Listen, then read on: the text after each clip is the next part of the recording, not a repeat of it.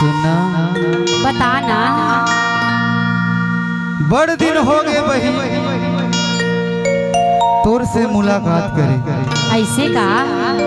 अरे मैं कहत रहे हूँ कर्मा नाचे के बहाना वही डोंगरी में आते के आहो जी आबे ना आहो।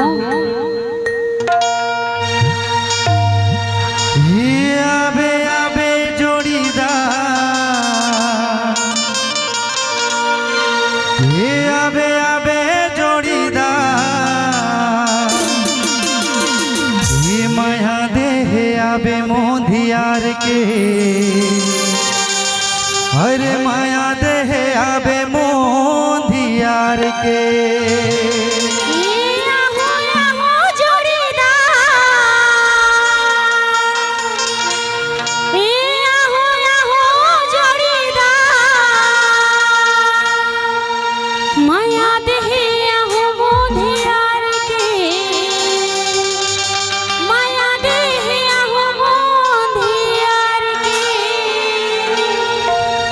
अबे अबे जोड़ीदार अबे अबे जोड़ीदार माया दे अबे मोंधियार के अबे अबे जोड़ीदार अबे अबे जोड़ीदार माया दे अबे मोंधियार के।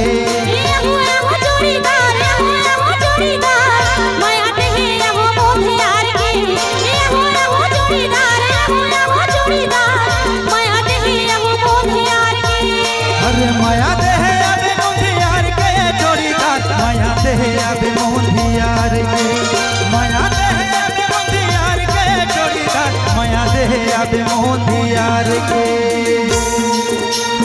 ये अबे अबे जोड़ीदार आहो जी ये अबे अबे जोड़ीदार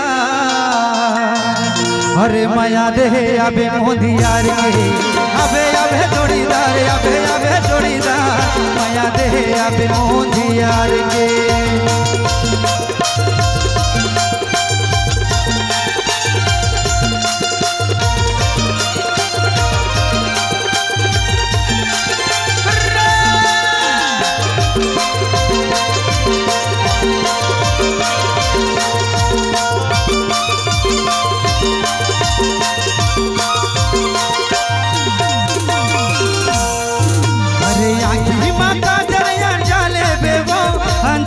बेगोरी गंजाले बेला कोपहमा गजरा गथाले बेवो गथाले बेरानी गथाले बेला।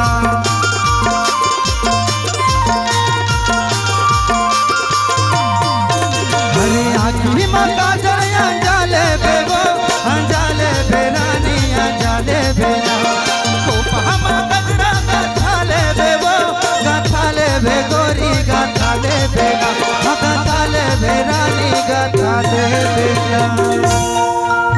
आबे आबे जोड़ीदार हेलो आबे आबे जोड़ीदार हरे माया दे आबे मोंधियार के आबे आबे जोड़ीदार आबे आबे जोड़ीदार माया दे आबे मोंधियार के।